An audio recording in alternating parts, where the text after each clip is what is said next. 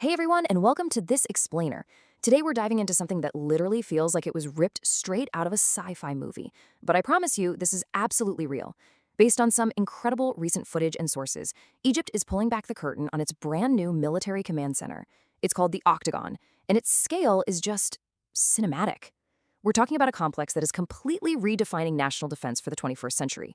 So buckle up, because we're about to take a deep dive right into the heart of this massive fortress. So here's our roadmap for today. We'll start by comparing the Octagon directly to the US Pentagon. Then we'll look at how it blends ancient symbolism with modern warfare. After that, we'll head inside to check out its central strategic brain. See how it's designed to survive a total global blackout, explore the underground bunkers and electronic warfare centers. And finally, we'll break down the massive geopolitical impact this place has. All right, let's jump straight into part one, the Octagon versus the Pentagon. Now, when you hear military headquarters, you probably instantly picture the American Pentagon, right? That massive, iconic single five-ring building. But the Octagon? It takes a totally different approach. According to our sources, we're not just looking at one building here. The Octagon is this sprawling, multi-building footprint made up of 10 main structures, 8 on the outside, 2 in the center. Get this, the core alone covers 189,000 square meters, and it's sitting right in the middle of an absolutely gigantic 283 square kilometer military zone. I mean, we're basically talking about an entire military city here. The sheer scale is just mind-blowing. So why so huge? Well, it all comes down to the number 13. The sources point out that this base isn't just randomly placed. It's strategically located to command 13 vital regional zones.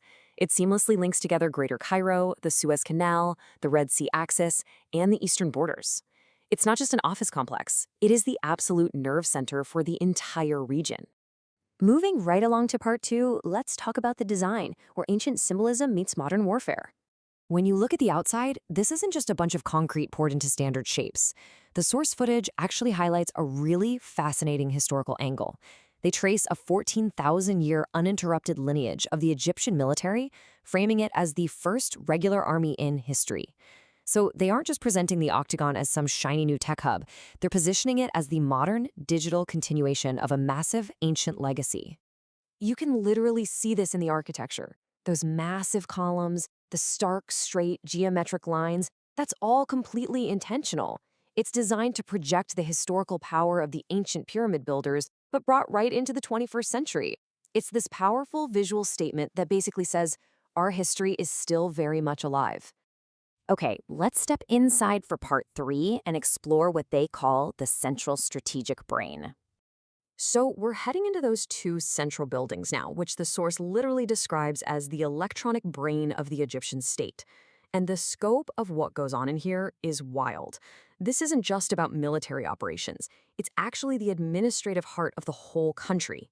Inside, you've got a unified strategic data center, sure, but you also have hubs managing everyday state utilities, weather forecasting, and a state-of-the-art center for national emergencies and safety. The whole idea is to funnel all civil and military information into one massive central nerve center. And the tech running this brain? It is next level. The source breaks down how they use AI and digital mapping to process massive amounts of data for split-second decision-making. Plus, they rely on continuous satellite imagery feeds, working in cooperation with China to get real-time orbital data. All this insane amount of information converges into one highly secure room for instant tactical analysis and fully encrypted military communications. Which brings us to part four, surviving a global blackout. So, managing utilities and data is great, but what happens when things go completely sideways? Let's imagine a major regional crisis. The source poses a really critical question here. How does the Octagon function if a regional war breaks out, underwater internet cables are cut, and global power or internet networks just completely collapse? Does this ultra-connected brain just shut down? Well, definitely not. According to the breakdown, the Octagon is built to survive total isolation. The survival steps are pretty straightforward. First, they activate their own off-grid internal power stations, completely cutting reliance on the national grid. Second, they flip the switch to a highly secure, localized military internet. And third, they tap into massive, independent water and food reserves. Basically, they can keep running the show even if the rest of the world goes absolutely dark. Now, let's head underground for part 5, where we'll look at the bunkers and their electronic warfare capabilities. So we're going deep beneath the surface now to see what's protecting this brain from both physical and digital threats. And honestly, it's intense. The source notes that even during construction, satellite imagery revealed a massive, multi-layered underground fortress. We're talking about a sprawling network of reinforced passages and bunkers specifically built to withstand heavy missile strikes. Let's look at the specifics of these defenses. You've got the missile-resistant underground bunkers and deep ventilation shafts, which you'd expect. But the real standout here are the electronic warfare centers. In modern warfare, threats aren't just physical explosions, they're digital. These centers are purpose-built to counter cyber attacks, prevent data breaches, and most importantly, fight off signal jamming to keep their secure fiber optic networks completely impenetrable. You know, these days, surviving digitally is just as crucial as surviving physically. Finally, let's zoom out for part 6 and look at the broader geopolitical impact and deterrence. Taking a step back from the complex itself, what does this mean for the Middle East? The key concept to understand here is regional deterrence. The source frames the very construction of the Octagon as a highly calculated geopolitical message. It's not just about defense. It's about using this advanced military infrastructure to signal technological mastery. They're sending a loud and clear message of strength to reassure regional allies and absolutely discourage any potential adversaries from trying anything. This is a night and day transformation for Egypt's military readiness. Just compare the past to the future. They are moving away from a paper-based, heavily fragmented command structure scattered all over the old capital to a unified, fully digital, network-based command in one single, hyper-secure location. Having all that data and command power in one spot drastically speeds up decision-making.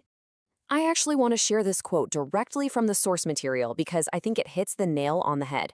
It says, "The state that built the first civilization is still building for the future to face 21st century wars." This perfectly captures the philosophical and nationalistic drive behind the Octagon. It's all about anchoring this ancient historical legacy right into the middle of modern high-tech geopolitics. So, as we wrap up this explainer, I'll leave you with this thought.